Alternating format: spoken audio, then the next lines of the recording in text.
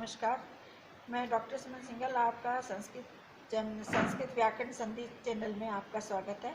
आप मेरा पहला पाठ स्वर संधि पढ़ चुके हैं। आज दूसरा पाठ व्यंजन संधि प्रारंभ करने जा रही हूँ। मुझे उम्मीद है कि आपको वाला पहला पाठ समझ आया होगा और आज दूसरा पाठ में कोशिश कर रही हूँ कि आपको ये भी अच्छे से समझ में आए। व्यंजन संधि दूसरा पाठ है मेरा व्यंजन संधि।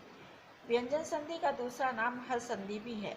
हल संधि में वर्णों का व्यंजन या स्वर वर्णों के साथ या मेल जो भी कुछ है वो बनकर व्यंजन संधि कहलाता है। इनके विभाजन इस प्रकार हैं। सबसे पहला जो हमारा सूत्र है स्तो शुनाश्चु। व्यंजन संधि का सबसे पहला जो सूत्र है स्तो शुनाश्चु। इसकी व्याख्या है सकार अर्थात स और त्वर्ग। त्वर्ग में त थ द ध न ये त्वर्ग के अंतर्गत आते हैं। इनके स्थान पर यदि श या शकार में त्वर्ग आए तो उसके स्थान पर शकार और चवर्ग ही होगा। चवर्ग में च छ ज ज या ये अपने क्रम के अनुसार हो जाएंगे, चाहे श और चर्ग पूर्व में हो या बाद में। अब कहने का अभिप्राय यह है कि ये श और चर्ग या प्रथम पद में हो या दूसरे पद में हो। परिवर्तन सदैव सकार तथा त्वर्ग का ही होगा, अर्थात श और चर्ग में कोई परिवर्तन नहीं होगा। परिवर्तन का जो शब्द चेंज होंगे हमारे बदलेंगे वो सकार और त्वर्ग में ही बदलेंगे। उदाहरण के लिए जैसे हरि प्लस शेते, तो हरि में से हमने स निकाल दिया है, स का हमारा श बन गया। क्यों? क्योंकि हम कह रहे हैं ना सकार का शकार बनेगा, तो ये श बन गया और प्लस शेते। अब श में रेफ है, इधर कोई हमारा स्वर नहीं है, ये भी व्यंजन है, तो हमने ये जो हमारा रेफ वाला श है ये आधा बनेगा, तो ये हरीश प्लस शेते हमारा जो शब्द संधि होने के बाद बना है वो है हरीश शेते। इसी प्रकार दूसरा उदाहरण है उद प्लस ज्वला। उद में हमने रेफ लगाने के बाद जो हमारा एक बात और कि ये जो हमारे ये त्वर्ग है और स्वर्ग है, इसमें भी जो हमारा जो परिवर्तन होगा वो क्रम के अनुसार होगा।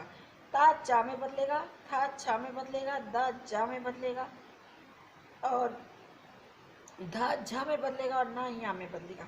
अर्थात कहने का मतलब एक क्रम से, और जो क्रम उनका पहला दूसरा तीसरा चौथा पांचवा जो भी होगा, चर्ग में भी उनका वही होगा, च छ ज झ या। दूसरा उदाहरण है उद प्लस ज्वाला। उद में से हमने उद और ज्वाला, उद का त था द तीसरा वर्ण है ना, तो ज्वाला इसका भी च छ ज ये भी तीसरा है, तो यह ज होगा और ये हमारा शब्द बना तो ज्वाला। इसका एक अपवाद भी है, शकार के बाद त्वर्ग होने पर त्वर्ग का चवर्ग नहीं होता। अभी हमने इस पहले सूत्र में यही बताया था कि या पहले पद में शकार चवर्ग आ जाए या दूसरे पद में आ जाए, लेकिन इस अपवाद से ये पता चल रहा है कि यदि शकार के बाद त्वर्ग आता है तो त्वर्ग का चवर्ग नहीं होता। उदाहरण के लिए प्रश प्लस ना। अब प्रश में रेफ लगा हुआ है, इसका मतलब ये प्रश आधा है श और ना मिल गया प्रश्न। इसमें ना स्वर्ग के हिसाब से ना जो है ना का थ होना चाहिए, ना होके ना ही रहा। इस संधि के इस अपवाद के कारण इसमें ये ना बदल के खाली ना ही रहा। इसी प्रकार विष प्लस ना, विष में भी यही परिवर्तन नहीं हुआ, ये श है जो आधा है और ना का ना ही रहा और ये शब्द हमारा बन गया विष्णु। दूसरा हमारा जो सूत्र है इस संधि का स्टुनस्टु। सकार या त्वर्ग के बाद में या पूर्व में श पेट फटा श या टवर्ग। टवर्ग में कौन कौन से वर्ण हमारे आते हैं? हल, ट, ठ, ड, ढ, अण। इन सब में रेफ है, ये व्यंजन है, प्योर व्यंजन है। इनमें से कोई भी हो तो सा का तो श हो जाएगा और त्वर्ग का क्रम से टवर्ग हो जाता है। कैसे? ट पहला अक्षर, ठ दूसरा, ड तीसरा, ढ चौथा, अण पांचवा। ता पहला, था दूसरा, द तीसरा, धा चौथा और ना पांचवा। मतलब उसी क्रम में आएंगे, जो परिवर्तन होगा अगर उसका चौथा अक्षर है तो उसका चौथा होगा, उसका तीसरा अक्षर होगा तो तीसरा अक्षर होगा। जैसे उदाहरण के लिए हमने ये लिखा प्रेष प्लस ता। अब प्रेष है शा, शा के बाद ता आया है, तो ता जो है हमारा पहला है, टवर्ग का पहला है, और टवर्ग का पहला अक्षर क्या होगा? ट। ता में आ की मात्रा है, इसलिए ट में भी आ की मात्रा आ गई। और प्रेष, प्रेष शा हमारा जो है वो आधा है, मतलब रेफ लगा हुआ है, रेफ लगने के कारण इसका जो है प्रेष्टा आधा हो गया, और ये बन गया हमारा प्रेष्टा। इसी तरह से दूसरा उदाहरण है कृष्ण प्लस टीकते। अब कृष्ण, कृष्ण प्लस श, इसका सा निकाल के यहाँ पे श में बदल गया, और टीकते एज इट ऐसे के ऐसे हमने लिख दिया। अब इसको हम मिलाकर लिखेंगे तो कैसे लिखेंगे? कृष्ण और आधा जो शाह है रेफ वाला वो आधा हो गया, और टीकते इसमें जोड़ दिया, ये शब्द हमारा बन गया कृष्ण टीकते। चौथा और अंतिम उदाहरण है उद प्लस डी। अब उद त थ द तीसरा है ना, तीसरा है, तो इसका तीसरा क्या हुआ? ड। परिवर्तित रूप ट ठ ड, तीसरा अक्षर ड बनता है। तो इसमें भी ऐसी है, ये आधा ड ये लिखा हुआ और डीन इसमें मिल गया, शब्द क्या बन गया? उड्डीन। एक अपवाद इसमें और है कि पद के अंतिम टर के बाद यदि नाम प्रत्यय के नकार को छोड़कर स या तर का कोई भी वर्ण आए तो उसके स्थान पर टर या शकार नहीं होता। कहने का अभिप्राय यह है कि पद के अंत में टर के बाद यदि कोई नाम प्रत्यय या को छोड़कर मतलब ना नहीं आना चाहिए और कोई शब्द आता है तो उसमें कोई भी परिवर्तन नहीं होता। जैसे सट प्लस ते, अब ते पहला है और टवर्ग के होता है शट टे होना चाहिए, यहाँ भी ट हो जाना चाहिए, लेकिन नहीं, ये अपवाद है हमारा। इस अपवाद के कारण शट प्लस ते मिलने के बाद क्या बना हमारा शब्द? शट ते। दूसरा उदाहरण है शट प्लस संति। इसमें स है, इसमें ता था, है ना। मैंने ये उदाहरण ता का दिया है टवर्ग का, और ये मैंने स का दिया है। शट प्लस संति, तो शट में आधा टा है तो टा में रेफ लगा हुआ है, लेकिन स आने के कारण यहाँ पर कोई भी परिवर्तन नहीं हुआ और वो मिलने के बाद क्या बन गया? शट संति। दूसरा अपवाद इसका यह है कि यदि पदार्थ ट के बाद नाम, नवती, नगरी शब्द रहने पर इसमें संधि स्टुप होगी। अब इन्होंने तो अब मना किया ना कि ना को छोड़कर और कोई आए तो उसमें ऐसे रख देते हैं, लेकिन ये दूसरा अपवाद ये कह रहा है कि अगर नकार न आ जाए, नाम, नवती, नगरी न से शुरू होने वाला कोई भी अक्षर आ जाता है तो उसमें स्टू संधि होगी। कैसे? वही स्टो स्टू ना स्टू। इसका तो एक उदाहरण मैं आपको समझा रही हूँ। सट प्लस ना, अब अनुनासिक है ना, ना अनुनासिक है ना, तो इसका ना है तो ये भी पंचम में बदल जाएगा इसके अकॉर्डिंग। इसका इस तरह से ही क्रम से ये भी पांचवा अक्षर हो जाएगा। टा वर्ग का पांचवा अक्षर अणा है तो टा जो है अणा में बदल गया, ठीक है ना। तो श प्लस इसका आधा रेफ लगा के न, और ये नाम है, नाम भी अपना पंचम अक्षर हो जाएगा इस संधि के अनुसार, तो इसलिए ये हो गया नाम। हमारा संधि का ये जो शब्द मिलकर क्या बना? शर्ण नाम। संधि क्या हुई हमारी? शट प्लस नाम की शर्ण नाम। दूसरा उदाहरण है शट प्लस नगरिया। शट नगरिया, इसमें भी वही है श, और ये टा का जो है पांचवा ना पांचवा वर्ण है टवर्ग का, तो टवर्ग का पांचवा वर्ण क्या होगा? तो ये आधा ना हो गया, ये नगरिया पूरा है ही, ये ना जो है पांचवें अक्षर में कन्वर्ट हो गया, मतलब बदल गया, और ये गरिया, ये मिलाकर शब्द हमारा क्या बना? शर्ण नगरिया। अब तीसरा इसका अपवाद है त्वर्ग के बाद श हो तो त्वर्ग का ट्वर्ग नहीं होता। यहाँ तो टवर्ग के बाद मतलब ये था त्वर्ग। अब ये कहते हैं त्वर्ग के बाद, तो पहला जो है हमारा शब्द है उसमें त्वर्ग है, त थ द ध ना, ये ना जो है हमारा त्वर्ग का ही है ना, पांचवा वर्ण। तो कहने का इसका अपवाद का अभिप्राय ये है कि त्वर्ग के बाद शा हो तो त्वर्ग का ट्वर्ग नहीं होता। जैसे सन प्लस षष्ठ, त्वर्ग में कोई परिवर्तन नहीं होना है ना, तो इसलिए हम यूं का यूं उठाकर लिख देंगे। सा तो हमारा रेफ लगा हुआ है तो ये आधा ना बनेगा ही, सन और षष्ठ इसमें हमने जोड़ दिया, ये हमारा शब्द क्या बन गया? सन षष्ठ। इसी प्रकार से दूसरा उदाहरण है पुष्पात प्लस षटपदा। अब पुष्पात इसमें त्वर्ग है, त्वर्ग में पहला ही अक्षर है ता, पुष्पात, और इसमें षटपदा है। तो पुष्पात है तो इसमें त्वर्ग के बाद में श आ रहा है, तो कोई परिवर्तन नहीं होना है, तो इसमें पुष्पात ये आदता हो गया और षटपदा जो है इसमें मिल गया। इस प्रकार से ये हमारा शब्द क्या बन गया, पुष्पात षटपदा।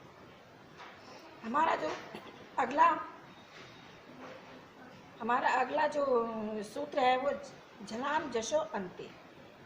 इसकी व्याख्या है, यदि पूर्व पद के अंत में जल, जल किसको कहते हैं, व्याकरण के जल, व्याकरण व्यंजन संधि के अनुसार पहला और दूसरा और तीसरा, कवर्ग का पहला दूसरा तीसरा, चवर्ग का पहला दूसरा तीसरा, त्वर्ग का पहला दूसरा तीसरा, पवर्ग का पहला दूसरा तीसरा। कहने का अभिप्राय है कि हर वर्ग का पहला और दूसरा और तीसरा ये आए, और साथ में ऊष्म वर्ग। ऊष्म वर्ग में हमारे क्या आते हैं, श, पेट पटा श और स और ह। यदि ये आए तो उनका जश अर्थात अपने ही वर्ग का तीसरा वर्ण हो जाता है, तो जश हो जाता है। जश किसको कहते हैं कि जो वर्ग आ रहा है उस वर्ग का तीसरा ही वर्ण हो जाएगा। जैसे वाक प्लस ईशा, वाक, अब इसमें कह रहा है ना अपने ही वर्ग का तीसरा होना है। अपने क वर्ग का तीसरा क्या है, क ख ग, क ख ग, तो ये ग आ गया प्लस ईशा। तो हमने वा यू का यूं है, का हमारा ग में कन्वर्ट हो गया और ईशा, ये शब्द मिलाने के बाद ई की मात्रा, ये हमारा स्वर है, ईशा स्वर है, बड़ी ई की मात्रा है, तो बड़ी ई जो है हमारे ग में लग गई है ना, तो ये गी बन गया। और ये वाह है ही, तो वाह प्लस गी प्लस शा, शब्द बना हमारा वागीशा। दूसरा उदाहरण है जगत प्लस ईशा। इसमें त्वर्ग है ना, और ईशा है, ये हमारा स्वर है। तो जग और तवर्ग का त है ना, और ये बन गया द, तीसरा हो गया ना, त थ द। त्वर्ग का तीसरा अक्षर क्या है, द, और इसमें ईशा जो है हमें मिलाना है। तो क्या बना हमारा, जग प्लस द, ई की मात्रा इसमें आकर मिल गई तो दी बन गया, और बाकी जो शब्द बचा है शाह, तो यहाँ पर शाह है, और ये पूरा शब्द मिलाने के बाद हमारी संधि हो गई है जग ईशा। तीसरा और अंतिम उदाहरण है अच प्लस अंता। अच, ये चवर्ग का पहला अक्षर है च, और चा को हमारा जो है ज में बदल गया, तीसरा वर्ण हो गया ना, चा का तीसरा वर्ण ज हो गया, चा छ ज। उसी चवर्ग का तीसरा वर्ण ज होगा, क्योंकि झल होना है, जश होना है, जश में तीसरा अक्षर ज होता है, और अंतर मिला हुआ है। तो क्या हुआ, अ ज, ये आधा ज होता है, लेकिन यहाँ पे स्वर है, इस छोटे आ की मात्रा ज में मिलने से पूरा ज बन गया, और बाकी बचा हुआ शब्द नता है वो हमने इसमें आलाकर जोड़ दिया, और हमारा पूरा शब्द क्या बन गया, अजंता। आया समझ में। अब मैं आपको इस तीसरा सूत्र समझा रही हूँ व्यंजन संधि का। झलाम जश झसी, अर्थात यदि पूर्व पद में झल अर्थात पहला दूसरा तीसरा चौथा, झल किसको कहते हैं, पहला दूसरा तीसरा चौथा, और जश किसको कहते हैं, पहला दूसरा तीसरा। यहाँ पे यही इसमें मतलब विभिन्नता है कि इसमें झल 1 2 3 4 चार वर्ण क्रम से, जैसे तवर्ग कहाँ ले लेते हैं हम, त थ द धा, सिर्फ धा, 4 सिर्फ धा तक ही होंगे ना, 5वां तो हम लेंगे नहीं, क्योंकि इसमें इन्होंने हमको झल के लिए कहा है, झल में सिर्फ 4 अक्षर ही आते हैं। और उसमें श श स ह, ये 4 ये वर्ण हो तो वह अपने ही वर्ग का तीसरा वर्ण हो जाता है। इसमें भी तीसरा वर्ण हुआ था, लेकिन इसमें 4 के बाद तीसरा वर्ण है, तो 4 का है। उदाहरण के लिए मैं उदाहरण से आपको समझा रही हूँ। लब, लब प्लस धा, लब किस में होगा, लब कौन से उसमें होगा, पवर्ग में, प फ ब भ, भा जो है 5वां है, ये भा 5वां है ना, और ये है धा। अब वो ये हमारी जो व्याख्या है वो ये कह रही है कि हमारा तीसरा वर्ण हो जाएगा, है ना, हमारा तीसरा वर्ण हो जाएगा झल, ये झल अर्थात तीसरा वर्ण हो जाएगा। तो प फ ब भ चौथा है, ये हमारे को तीसरे में लगाना है, तीसरा होना ये भा, चौथे को तीसरे में बदलना है, तो हमारा जो शब्द बनेगा ला और भा को भा बदल गया ब में, इसमें रेफ है इसलिए इसमें भी रेफ है, और प्लस धा, तो लब प्लस धा। अब इसमें रेफ है इसलिए हमारा बा जो है आधा बनेगा और धा, हमारा शब्द बन गया संधि होने के बाद लब्धा। इसी प्रकार से दूसरा उदाहरण है वृद्ध प्लस धी। वृद्ध ये धा है, ता था दा धा, तवर्ग का ये कौन सा है, चौथा अक्षर, चौथा वर्ण है ना। और तीसरा क्या है, इसका तीसरा है द, है ना, द है इसका, ये चौथा है ये तीसरा है, तीसरा होना है और इसमें धी मिलाना है, तो अक्षर क्या बनेगा, वृद्ध, ये धा तो भाग गया और ये द इसमें आके जुड़ गया, ये हो गया वृद्ध प्लस धी, तो हमारा शब्द क्या बना, वृद्धि। आरम प्लस धम। तीसरा उदाहरण है आर प्लस मा। ये प फ ब भ, तो ये हमारा पवर्ग में है, पवर्ग वाला ये है हमारा चौथा शब्द। अब हमें तीसरे में बदलना है, तो ये हमारा तीसरा क्या है, ब, ये माँ जो है बा में बदल गया और बाकी बचा हुआ है धम। आर प्लस ब, बा हमारे भी रेफ लगा हुआ है तो ये आधा होगा, यहाँ चूँकि कोई स्वर नहीं है, ये भी व्यंजन है, तो ये यहाँ धम है, तो ये हमारा बा जो है आधा ही रह जाएगा और हमारा शब्द बनेगा आरब्धम। अगला सूत्र है में हमारा है यरो अनुनासिके अनुनासिको व, अर्थात यदि पहले पद के अंत में यर, अर्थात यर में हमारे पूरे व्यंजन आ जाते हैं, कैसे, हा को छोड़कर, हा को निकाल दीजिए, ये हमारा ऊष्म स्वर है, हा को छोड़कर कोई भी व्यंजन हो, कोई भी व्यंजन आ जाए और पद के अंत में अनुनासिक अर्थात वर्ग का पंचम वर्ण है। अनुनासिक किसको कहते हैं, हर वर्ग का पांचवा अक्षर, वो कौन से, जो न थोड़े नाक से गुनगुनाते हुए जिसका उच्चारण होता है उसको हम अनुनासिक कहते हैं, और वो पांचवा वर्ण होता है, वो कौन से हैं, अंगा, ञ, ण, न और म। आप उच्चारण करें, आपको लगेगा कि मेरे को नाक का भी सहारा लेना पड़ा, आप उच्चारण कर देखिए। कहने का मतलब ये है कि इन पंचम वर्ण के बाद ये अनुनासिक से उच्चारित होते हैं, लेकिन पंचम वर्ण है तो वहाँ पर यर का उसी वर्ग का पंचम वर्ण हो जाता है। मतलब अभी तक तो हमारे को वहाँ पर पहले में तो उन्होंने तीसरा किया था, दूसरे में उन्होंने दूसरा किया था, वो चौथा किया था, अब यहाँ पे ये पंचम हो रहा है।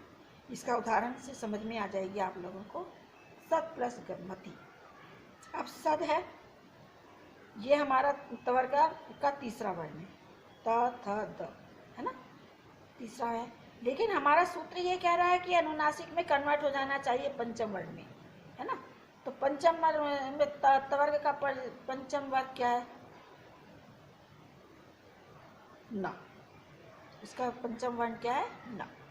तो दा तो है हमारा ना में कन्वर्ट हो गया, बाकी बचा मति, मिलाने के बाद ये हमने संधि की है उसकी, सद प्लस मति की, तो हमारा अक्षर क्या बना, हमारा शब्द क्या बना, सन्मति। सदमति यदि व्याकरण के अनुसार व्यंजन संधि के अनुसार सद प्लस मति का बाद में जो अक्षर बना वो बना सन्मति। एक उदाहरण और है वाक प्लस मयम। ये एक वर्ग है, क ख ग घ ङ, इसमें अंगा पंचम वर्ण है ना, तो वर्ग का पंचम वर्ण अंगा है, जैसे कि इसमें लिखा हुआ है अंगा। तो वाक प्लस मयम, वाक का जो है पांचवा हो गया, वो अंगा हो गया, और बाद में जो मिला है दूसरा वर्ण मयम, दूसरा पद है वो मयम है, तो का की जगह घा हो गया, अंगा हो गया, तो वांग मयम। यहाँ इसमें रेफ लगा हुआ है तो ये आधा होगा, तो इसलिए इसमें रेफ लगा हुआ है, इसको बोलेंगे हम, उच्चारित करेंगे वांग मयम। तीसरा उदाहरण है एतत् मुरारी।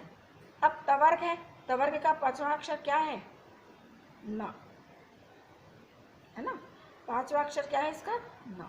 तो एतत् मुरारी, एतत्, इसे ता जो है हमारा कन्वर्ट पांचवें में होना है, तो ता का ना बन गया, और दूसरा हमारा जो वर्ण है, जो शब्द है मुरारी है, तो ये इसमें रेप लगा हुआ है, तो एतन मुरारी क्या बना हमारा शब्द, एतन मुरारी। नेक्स्ट सूत्र है हमारा, अगला सूत्र है हमारा तोड़ली। तोड़ली की व्याख्या यह है कि यदि पूर्व पद के अंत में त्वर्ग हो और दूसरे पद में ल हो तो पूर्व तर्ग के स्थान पर भी ल हो जाता है, और यदि ना हो तो अनुस्वार और ला दोनों का प्रयोग होता है।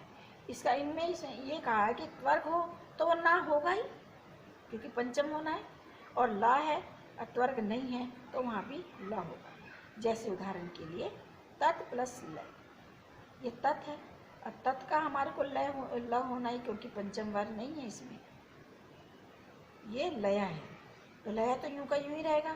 तो तत् है, तत् को हम इसमें तोड़ली सूत्र के अनुसार इसको भी ल में बदल देंगे, तो ता का ये आधा ला बनेगा और ये लया है, ये कन्वर्ट आधा ला में हो गया, ये लया है और हमारा शब्द बना तल्लया। दूसरा उदाहरण है उद प्लस लेखा। उद द में रेफ है और लेखा, अब द का हमें ल बनाना है आधा, उसमें कन्वर्ट हो गया ल में और ये हो गया लेखा, तो ये उल लेखा, ये आधा ला है और ये लेख इसमें आके मिल गया, ये शब्द बना हमारा उल्लेखा। तीसरा उदाहरण हमारा विद्वान प्लस लिखती। अब विद्वान लिखती, अब विद्वान मैंने अभी बताया था कि त्वर्ग हो तो उसका पंचम भी हो जाता है, ये भी हमें ध्यान रखना है, और उसका अनुसार भी है, ये भी हमें देखना है। तो यहाँ विद्वान ना जो है पंचम वर्ण है, अब पंचम का क्या बन जाएगा अनुस्वार, हमारे सूत्र के अनुसार क्या बनेगा पंचम का अनुस्वार, और ला भी बनेगा। तो इसका जो हमारी संधि होगी तो वो होगी ना, तो अनुसार बन गया तो, और ला भी है और लिखती भी है, मतलब ला छोटा भी होगा, अनुस्वार भी होगा और लिखती भी होगा। तो विद्वान, ये अनुस्वार तो वान पे चला गया और ये लिखती है, और इसके नीचे जो है ये हमारा आधा ला है, ये इसके नीचे है। इस प्रकार हमारी ये संधि बनी विद्वान लिखती। इस प्रकार से आपके दोनों जो हमारे ये सूत्र हैं, जो व्याख्या है इस उदाहरण में क्लियर हो गई। अगला सूत्र है खरीचा। इस सूत्र की व्याख्या है कि यदि पूर्व पद का अंत वाला अक्षर झल अर्थात इया, अंगा, इया, ना, ना, मा तथा य, र, व, ला को छोड़कर अन्य वर्ण हो, और उत्तर पद के आदि में खर। खर का मतलब क्या है, हर वर्ग का पहला दूसरा वर्ग का क खा, चवर्ग का च छ, टवर्ग का ट ठ, त्वर्ग का त थ, पवर्ग का प फ, और श तो है ही, वो तो ऊष्म स्वर है, ये तो हर जगह चलेगा ही चलेगा। इसमें यह है इनका कहने का मतलब कि ये यारा वाला को छोड़ दो और झल को भी, ये यहाँ डंगा, यहाँ णा, ना और मा, इनके बाद यदि ये वर्ण हो तो जल वर्णों के स्थान में चर हो जाता है, च, त, क, ट, प, श, चर मीन्स पहला अक्षर, चर कहते हैं पहला अक्षर। यदि खर आ जाता है इनके बाद में तो वहाँ पर परिवर्तन किस में होता है, चर में। कैसे, ये हमारा उदाहरण से क्लियर हो जाएगा, स्पष्ट हो जाएगा। अर्थात उसी वर्ग का प्रथम अक्षर होता है, जैसे कि सद प्लस कारा। अब द है ना, ये हमारा द है तो ये कारा है, तो ये इसमें हमारा प्रथम वर्ण होना चाहिए, तवर्ग का प्रथम होना चाहिए ना, ये द, त, थ, त, द आ गया, इसमें तवर्ग का द है। लेकिन हमारे को इसमें हमारा सूत्र कह रहा है कि कोई भी वर्ण हो तो अपने वर्ग का कोई भी वर्ण हो तो उसमें परिवर्तन होने के बाद उसी वर्ण का प्रथम अक्षर आ जाता है। तवर्ग का प्रथम अक्षर त है, तो ये जो द है उसका वो द ता में बदल गया और कारा, तो इसका संधि इन शब्दों को मिलाकर क्या संधि बनी हमारी, सत। द तो ता में कन्वर्ट हो गया, इसमें रेफ लगा हुआ है इसलिए ता आधा आ गया, और बाद में जो शब्द हमारा बचा हुआ कारा, तो ये इसमें मिलने के बाद ये बन गया सत्कारा। अब तज प्लस शिव है ना। अब चवर्ग का ज तीसरा वर्ण है, च, छ, ज तीसरा वर्ण है, और बाद में शिव है। इसमें बताया था ना कि श हो, श, श, स हो, तो उसका तब क्या हो जाता है, चर हो जाता है। चर क्या, पहला अक्षर। अब तज च वर्ग में तीसरा वर्ण है च। अब उसका जो है पहला अक्षर क्या है, च वर्ग है, तो च पहला अक्षर है ना। चर होना है, चर का मतलब है पहला अक्षर, और प्लस शिवा। तो हमारा जो मिलने के बाद ये सब संधि और ये शब्द सब मिलाते हैं तो तच शिव। अब शिव जो है इसमें आकर मिलेगा, आधा च है तो शिव जो है तच शिव। हमारा शब्द बना संधि होने के बाद तच शिव। अगला सूत्र है हमारा इसी व्यंजन संधि का, अनुस्वार से यही पर स्वर्ण, अर्थात अनुस्वार के बाद यय, यय मीन्स श, स, स, र को छोड़कर सभी वर्ण हो तो अनुस्वार का उत्तर पद के आदि में स्थित वर्ण का 5 वर्ण हो जाता है। कहने का मतलब यह है कि अनुस्वार के बाद यय हो, और यय में मतलब श ये हो, तीनों श और ह उष्म वर्ण हो, इनको चारों को छोड़कर और सभी वर्ण हो, कोई सभी वर्ण हो तो अनुस्वार को उत्तर पद के आदि में मतलब पहले पद के शुरू में वो वर्ण जो है 5वां हो जाता है। जैसे शांत प्लस ता, अब ये इसमें 5वां वर्ण है ही, अब इसमें कोई संधि हो नहीं सकती ना, तो इसलिए इन्हें शांता, शांता। तवर्ग का 5वां क्या है, ना, तो यहाँ पे रेफ लगेगी तो यहाँ पे शांत की बिंदी बन गई और ये ता हो गया शांता। ऐसे ही अंकित, अंग प्लस किता, अब अन ना है ना, अब ना का भी ऊपर बिंदी बन गई और किता इसमें जुड़ गया, इसलिए अंकिता। दूसरा उदाहरण है गुम प्लस जति। अब गुम है और ये जति है। अब ये माँ है ना, माँ जो है वो उसका जो परिवर्तन हुआ 5वें अक्षर में ना बन गया है ना, प फ ब म ना, और जति लिखा हुआ है, ये इसमें मिल जाएगा। परिवर्तन किस में होना है, पहले पद के अंतिम अक्षर में, गुम में, माँ में। तो वो माँ का जो पंचम वर्ण है अणा, इसमें रेफ है इसलिए ये आधा है, और हमारा शब्द इसमें जुड़ने के बाद क्या बन गया, गुण जति। तीसरा उदाहरण है किम प्लस करा। अब की प्लस माँ जो अंगा में आ गया क्योंकि 5 वर्ण जो है अंगा है, और फिर करा है ही इसका दूसरा शब्द करा है, तो किम ये माँ यहाँ बन गया और इसमें क जुड़ गया, तो ये बन गया हमारा शब्द किंग करा। करा जो है इसमें मिलने के बाद किंग करा। अगला सूत्र है हमारा मोह अनुस्वार। पूर्व पद के अंत में यदि माँ हो तो उसका अनुस्वार हो जाता है, बशर्ते उसके उत्तर पद के आदि में कोई स्वर ना हो। यदि कोई स्वर होगा तो मिलने के बाद वो पूर्ण हो जाएगा क्योंकि इसमें रेप नहीं लगेगा फिर। तो इसमें ये बताया है कि अगर उत्तर पद में अर्थात पहले पद में कोई स्वर ना हो तो वो जो हमारा माँ है उसका अनुस्वार बन जाएगा। और दूसरे नियम के अनुसार यदि उत्तर पद के आदि में या अणा ना और मा तथा य र व ला को छोड़कर अन्य वर्ण हो तो पदार्थ ना तथा माँ का अनुसार हो जाता है। जैसे कि ये शान प्लस सी, अब ये शान ना है ना का यहाँ बन गया तो यहाँ प्लस सी। अब यहाँ जो है ये शाह के ऊपर चला जाएगा तो ये शाह के ऊपर आ गया तो ये शान सी, ये शब्द हमारा क्या बन गया, शान सी। ऐसे दूसरा उदाहरण है अनम प्लस सी।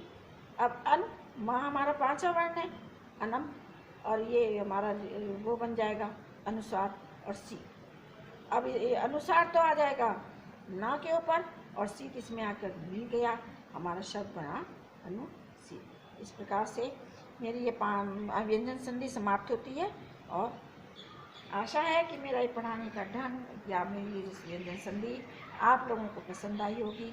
और फिर भी यदि इसमें कोई कमी है या आप लोगों को समझ नहीं आ रहा है तो आप मुझे मेरे उसमें कमेंट डाल सकते हैं, मैं उसको सुधारने का प्रयास करूँगी। नमस्कार।